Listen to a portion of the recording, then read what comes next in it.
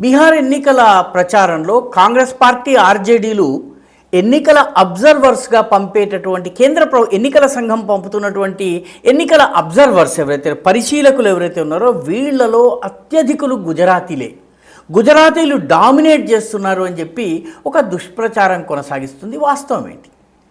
243 నియోజకవర్గాలకి 243 IAS ఆఫీసర్లని general అబ్జర్వర్స్గా పంపడం జరిగింది. 38 మంది ఐపీఎస్ అధికారులని పంపడం జరిగింది.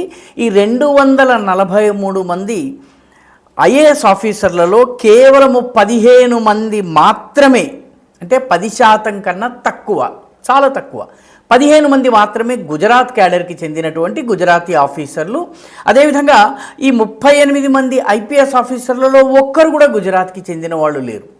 అయినప్పటికీ కాంగ్రెస్ పార్టీ ఆర్జేడీలు మొత్తం గుజరాతీ ఆఫీసర్లని దింపేసేశారు రంగంలోకి అని చెప్పి దుష్ప్రచారం చేస్తున్నారు.